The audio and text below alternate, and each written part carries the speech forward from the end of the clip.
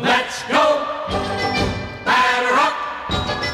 We're taking the afternoon off. It's a beautiful day for a ball game,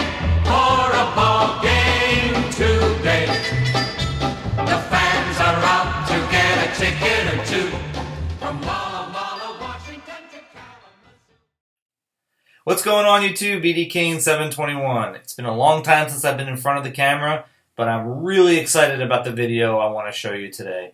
I'm dressed in my new San Diego Padres jersey for the 2020 season, where they're going back to the brown and gold colors. I still have to replace my hat. I've got a few months before the season starts, so I'll be able to get that done, I'm pretty sure.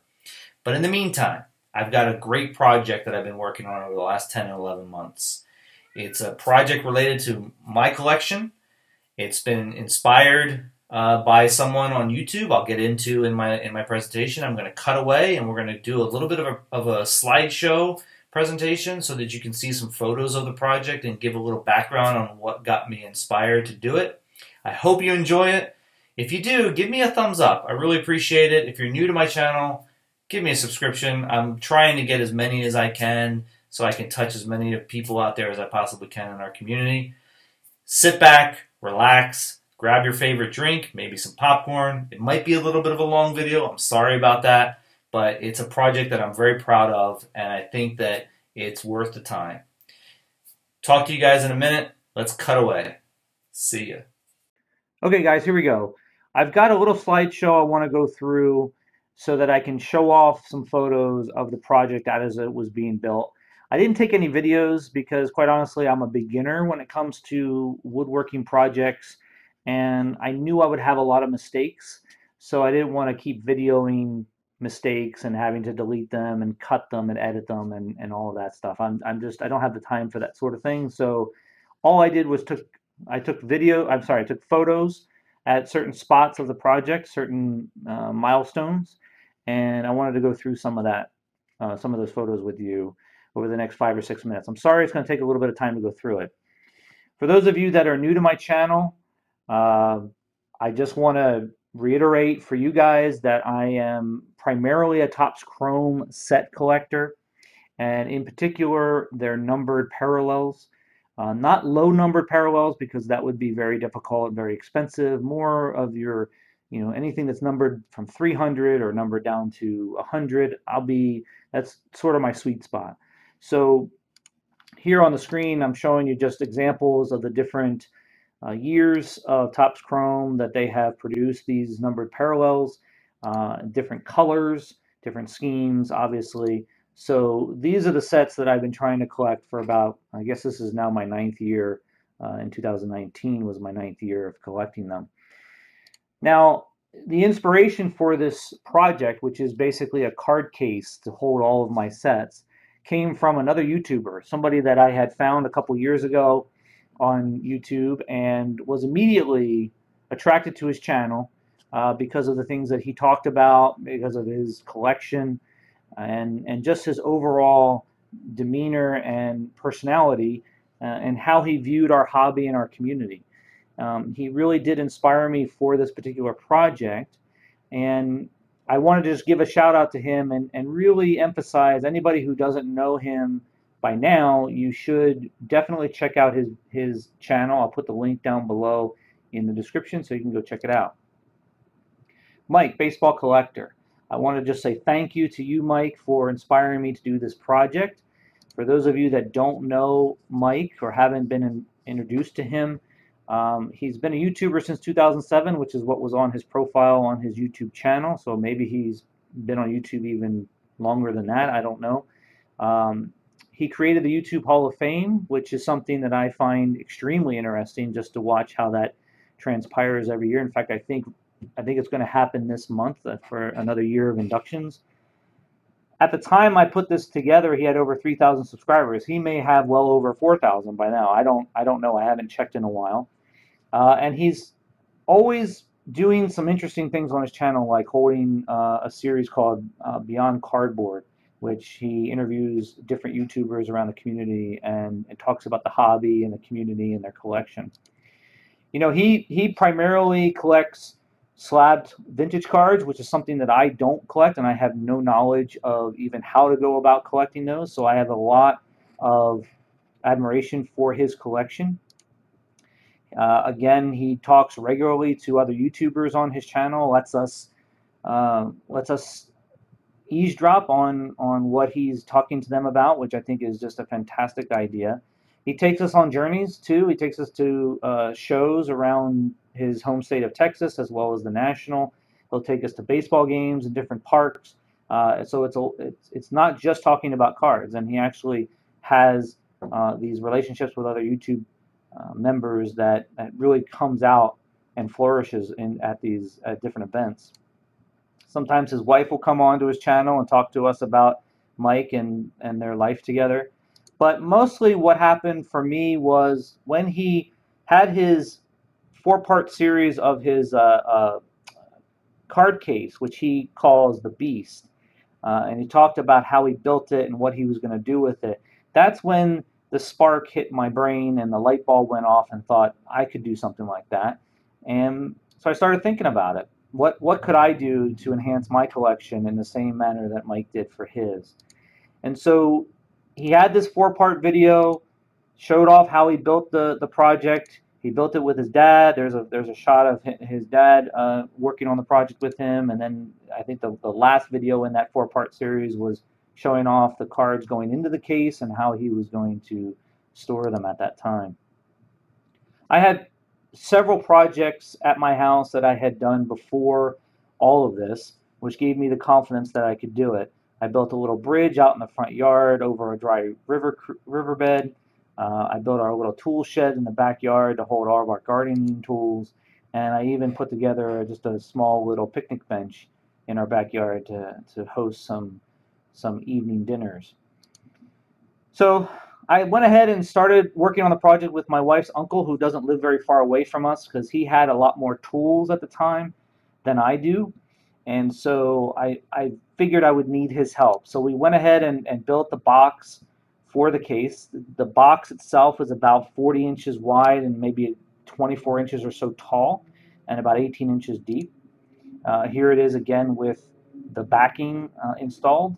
Once I got the backing installed, everything squared up, just like Mike's dad pointed out in their video.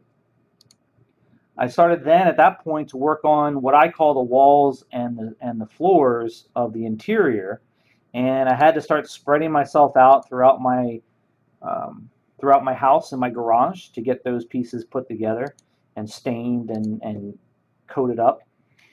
Then I put them in. I had a little bit of a dry fit session of putting them in, making sure that they all fit properly into the case itself, into what I think Mike had called the carcass or the shell. And once I figured out that everything measured out correctly, I went ahead and stained the box and put the protective coating of urethane on, I think it was polyurethane on the outside. From there, I went ahead and attached the walls and the floors permanently. I didn't nail or screw any of those in. They're all glued in place, assuming that would be the proper way to do it. I'm not sure if it was, but it was a step that I didn't think needed to have any more screws or pins put into the project. I then started working on the trim. I went and bought some walnut trim from my local hardwood store and stained it up even with some dark walnut finish.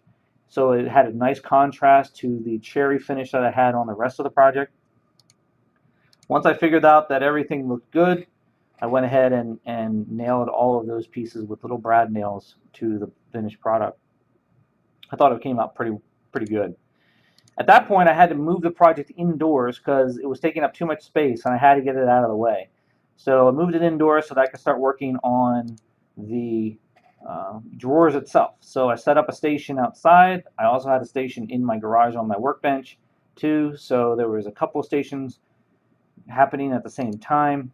I went ahead and bought some more walnut boards at the local hardware store to match the trim, and those would be for the drawer faces.